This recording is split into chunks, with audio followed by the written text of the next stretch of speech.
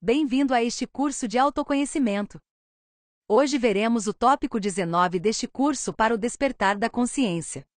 Este tópico é intitulado Estados e Eventos, e é muito interessante, porque nos ajudará a aprender a viver de forma inteligente, aprendendo a combinar corretamente os eventos externos, que são todas as circunstâncias que nos acontecem em todos os momentos, no nosso cotidiano, com o estado interno adequado. E vamos começar este tópico analisando os diferentes contrastes que comumente vemos na vida, e que são realmente surpreendentes.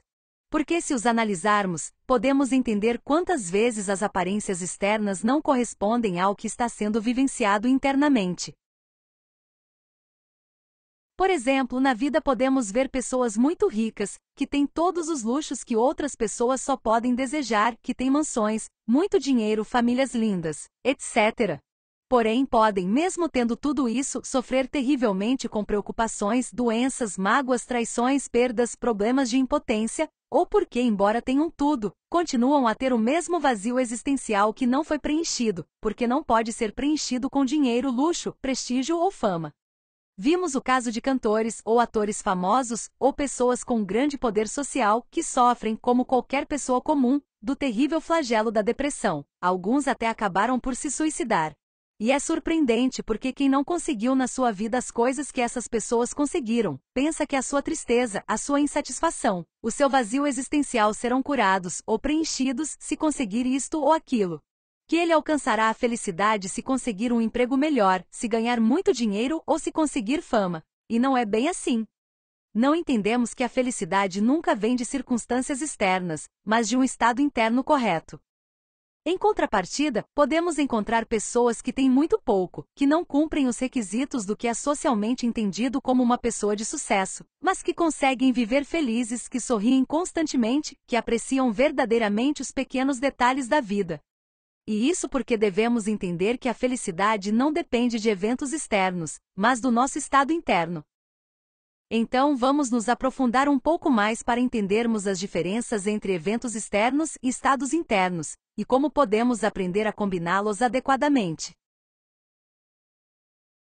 O que é um evento? Eventos são todas as situações que nos acontecem externamente. Por exemplo, vários eventos podem acontecer conosco em um dia: café da manhã com a família, ida para o trabalho, almoço com colegas de trabalho, ter que ficar na fila do banco, discutir com o casal, etc. E ainda em qualquer dia, podemos vivenciar acontecimentos realmente intensos, como ser agredido ou roubado, perder um ente querido, sofrer um acidente, etc. E se vamos falar da nossa própria vida para alguém, então falaremos dela como uma sucessão de eventos diversos, tais como os diversos acontecimentos que vivemos quando éramos crianças, e sobre a nossa formatura, o dia do nosso casamento, o nascimento de um filho, etc. Incluímos em nossa história nomes e sobrenomes, datas, lugares, etc. Mas isso não é tudo, já que comumente omitimos o aspecto interno, o estado de espírito ou estado interno, que tivemos nesses eventos, o que geralmente define verdadeiramente a qualidade daquele evento vivido. Então, o que é um estado interno? Um estado interno é o estado de espírito ou humor que temos diante de um evento. Devemos salientar que os eventos são exteriores, enquanto os estados são interiores, mas que estes são parte fundamental de um evento, porque são eles que vão determinar a forma como vivenciamos esse evento.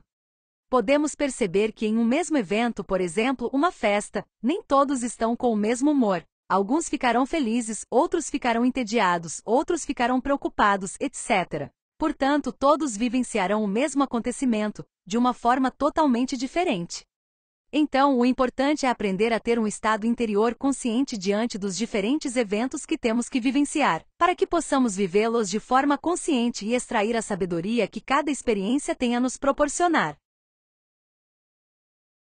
Mas é interessante notar que há certas maneiras pelas quais comumente combinamos incorretamente estados e eventos. Por exemplo, muitas vezes temos estados interiores que, embora pareçam corresponder ao evento que estamos vivenciando, na verdade estão totalmente fora de controle. Como quando num funeral vemos uma pessoa que se sente totalmente arrasada, que chora inconsolavelmente, que grita que quer morrer. Por outro lado, uma pessoa em uma festa fica bêbada, levanta-se para dançar na mesa e se descontrola. Não saber controlar nossos estados internos nos impede de vivenciar conscientemente os diversos eventos. Outras vezes, os nossos estados internos definitivamente não correspondem ao evento externo. Como quem chora no meio de uma festa ou quem ri e faz piadas em um funeral. Se analisarmos, podemos começar a entender que ter um estado incorreto diante de um determinado evento, pareça corresponder ao evento ou não, é o que nos traz tantas situações complicadas. E é por isso que nunca conseguimos tirar realmente o melhor de cada situação, e que não conseguimos resgatar os respectivos aprendizados, ocultos em cada acontecimento. Vemos também que às vezes eventos tão esperados quando chegavam, sentíamos que faltava alguma coisa. Como a pessoa que tanto ansiava pelo dia do seu casamento e fazia tantos preparativos para que fosse um evento perfeito e mágico. E no exato momento do evento, ela estava tão preocupada com os detalhes, com as pessoas, com os cozinheiros que chegavam atrasados, ou com os músicos que não tocavam as músicas que ela queria, que o acontecimento, em vez do momento mágico e especial que ela esperava, simplesmente se tornou um acontecimento tedioso e até chato para ela. Outras vezes acontece que coisas que não são planejadas, mas quando ocorrem, tendo em nós um estado interno adequado, são muito agradáveis e benéficas. Mas também podemos perceber que muitas vezes o evento pode ser causado diretamente pelo estado interior que a pessoa possui. Como quando temos uma atitude ruim, e com essa atitude tornamos amargo cada evento que devemos vivenciar naquele dia. E causamos a ocorrência de eventos muito desagradáveis. Numa determinada situação, o acontecimento que representa a morte de uma pessoa pode ocorrer porque a pessoa não soube modificar o seu contínuo estado interno de tristeza e depressão. Ou porque em determinada situação a pessoa não soube modificar um forte estado interno de raiva e violência, e matou outro ou fez-se matar. Ou evento, que foi conhecer uma pessoa que se tornou nosso parceiro, poderia ter acontecido por causa do estado interno específico em que estávamos naquele momento, talvez um estado de luxúria ou solidão. E isso é interessante de observar, porque podemos perceber como os defeitos psicológicos que carregamos dentro de nós são os que nos manipulam, nos levando a ter estados internos errados e nos levando a agir de uma forma ou de outra, diante de diferentes eventos. Não temos controle sobre nós mesmos. Estar no controle é diferente. Quando aprendermos a não deixar que nossos defeitos psicológicos nos levem de um estado interior a outro, praticando a morte psicológica em todos os momentos, e permitirmos que nossa consciência se manifeste em nós em cada acontecimento que tivermos que viver, então estaremos no caminho de nos tornarmos sábios. O sábio pode estar alegre, mas nunca cheio de frenesi louco. Triste, mas nunca desesperado e abatido. O sábio permanece calmo em meio à violência. Abstêmio na orgia. Permanecerá casto entre a luxúria, etc. E para atingir esse estado de autocontrole é necessário que aprendamos a combinar corretamente os estados internos com os eventos externos, pois é a única maneira de viver de forma inteligente. Então, como podemos combinar corretamente estados e eventos? Vamos ver os passos para conseguir isso. A primeira coisa será sempre praticar a autoobservação diante de qualquer acontecimento, em qualquer circunstância da vida. Porque só dirigindo a nossa atenção para dentro podemos descobrir o estado interno em que nos encontramos e os defeitos psicológicos que estão a causar esse estado interno. Pela autoobservação, podemos descobrir se estamos ansiosos ou excitados, tristes ou com raiva. Lembremos que só podemos mudar dentro de nós aquilo que conseguimos observar e compreender. O próximo passo será tomar consciência do acontecimento que vamos vivenciar, ou que estamos vivenciando, e então fazer um confronto lógico, analisando se o estado interno que temos é adequado para aquele evento. Veremos ao fazer este exercício, que um estado interno correto diante de qualquer acontecimento, implica sempre manter o foco, viver o momento presente, em estado de paz interior, em lembrança de si, em equilíbrio e em total controle de nossas emoções, mente e sexo. Por quê? Porque só nesse estado a nossa consciência se manifesta, e só permanecendo nesse estado, podemos identificar todos os defeitos psicológicos que nos querem fazer reagir de forma errada, levando-nos a cometer erros.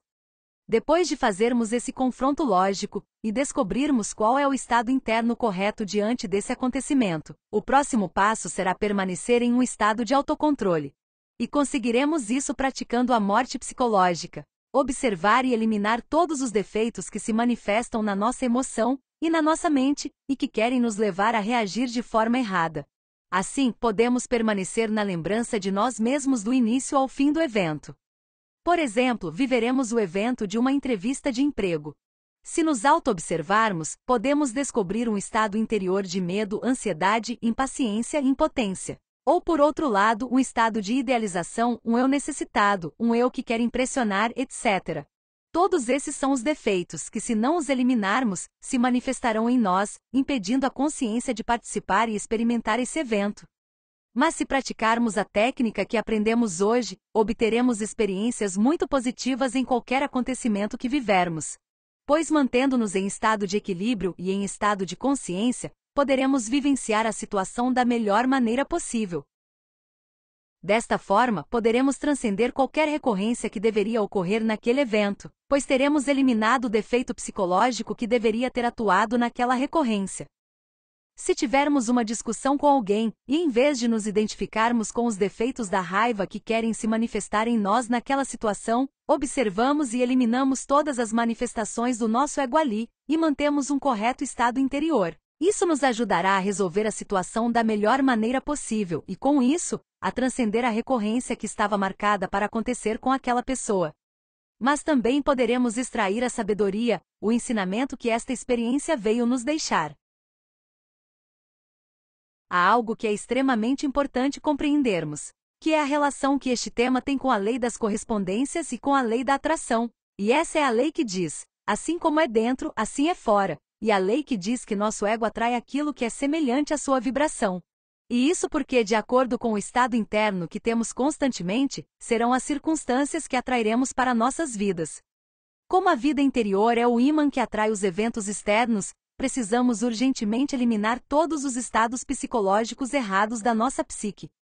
Uma pessoa que admite para si, por exemplo, estados de tristeza e depressão, atrairá situações e circunstâncias para sua vida que o levarão a mais estados de tristeza. As pessoas se afastarão dele, irão traí-lo, ele se sairá mal no trabalho, etc. Mas por quê? Porque um estado errado é um ímã para infortúnios. O mesmo acontece se uma pessoa mantém constantemente estados internos muito errados, como pessimismo, ódio, melancolia, autoconsideração, raiva, violência, etc. Essa pessoa atrairá constantemente situações muito difíceis para sua vida. E acontece que quando admitimos esses estados muito errados em nós mesmos, não apenas amargamos as nossas próprias vidas, mas também amargamos a vida dos outros. Mas em vez de refletir sobre isso, o que costumamos fazer é nos encher de autoconsideração, nos justificar, acreditar que somos bons e assim, nunca mudamos. Por isso é de extrema importância identificar sempre, por meio da autoobservação, quando esses estados internos errôneos querem se aninhar em nós, ou identificar se já estamos em um, para eliminá-los imediatamente da nossa psique. E outra coisa que devemos analisar em relação a este tema são os acontecimentos pessoais. Devemos saber que todos nós temos acontecimentos pessoais, que são as diversas situações difíceis ou desconfortáveis que nos acontecem. O importante é entendermos que existem situações que podemos mudar, e que existem outras que não podemos mudar e que devemos aprender a aceitar, pois cada situação que nos acontece surge como uma oportunidade para desenvolvermos as virtudes e a sabedoria que agora nos falta. Existem acontecimentos pessoais modificáveis e outros que não são modificáveis. Mas o importante será sempre o estado interno com que enfrentamos estes diferentes acontecimentos pessoais. E isso é importante entendermos, porque muitas vezes desperdiçamos muita energia e tempo, e nos colocamos em estados internos errados, ao invés de reconhecer que há uma situação que podemos mudar, e focar imediatamente em fazer o que é necessário para resolver isso, e manter um estado interno correto diante dessa situação. Por exemplo, saímos de casa com pressa e já na rua, percebemos que trancamos a casa, deixando as chaves dentro. Este é um acontecimento pessoal que, embora seja certamente desconfortável, é certamente desagradável, é modificável. Se não aplicarmos o que aprendemos hoje, o que faremos? Pois bem, nos identificaremos com os defeitos do desespero ou da raiva que passam a se manifestar em nós diante daquela situação. Vamos começar a reclamar, ou podemos até começar a brigar com o parceiro, ou culpá-lo por ter deixado as chaves lá dentro e o parceiro nos culpa. E aí temos um acontecimento muito desagradável. Por outro lado, se colocarmos em prática o que aprendemos hoje, a primeira coisa que faremos é nos auto-observarmos. Depois, observar e eliminar qualquer defeito psicológico que comece a surgir dentro de nós, e analisar rapidamente qual é o estado interno correto para aquele acontecimento. Perceberemos então que o estado interno correto diante daquele evento é a calma, entendendo que é um evento modificável e focando na solução. Seja chamando um serralheiro ou quebrando o vidro de uma janela, tanto faz. E seguimos para resolver a situação, permanecendo no autocontrole, mantendo o estado interno correto até o final do evento. O segundo tipo de acontecimento são aqueles que não são modificáveis. São circunstâncias desconfortáveis ou desagradáveis que nos acontecem e que não podem ser alteradas.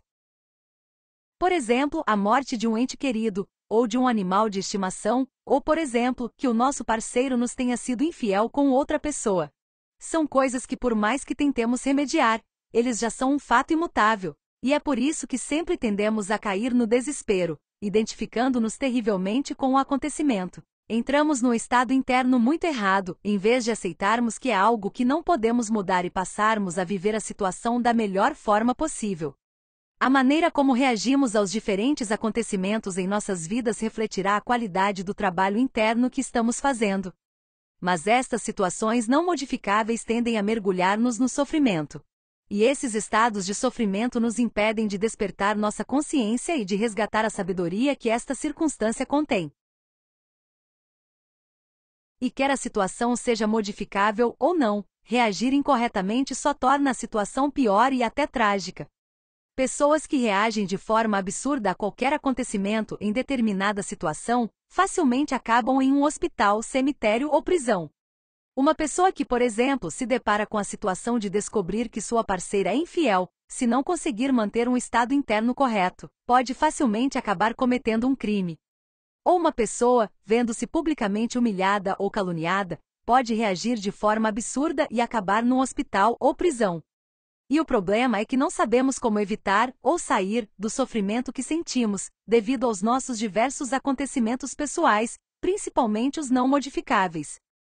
Portanto, vejamos dois aspectos que é importante ter em mente que nos ajudarão a sair do sofrimento. A primeira coisa será não se identificar com a dor. Isto parece difícil, mas devemos lembrar que só caímos no sofrimento quando nos identificamos com a dor. E o problema quando algum evento não modificável nos acontece, é que tendemos a nos identificar com a dor, a alimentamos com pensamentos e emoções negativas, nos entregamos aos defeitos do desespero, da autopiedade, da raiva, ressentimento. Assim fazendo a dor crescer, e portanto, não podemos agir conscientemente, nem podemos aprender com a experiência. Devemos lembrar que a consciência não sofre, a consciência observa e compreende. E embora a dor às vezes pareça inevitável, o sofrimento é sempre opcional.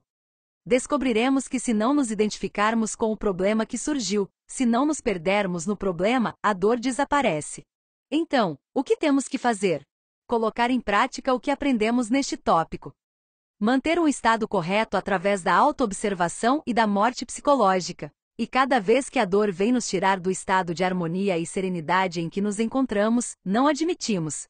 E pedimos a eliminação de cada memória, ou de cada pensamento, que queira nos fazer sofrer, de cada emoção, e de cada sensação, para que possamos continuar vivendo o momento presente aqui e agora.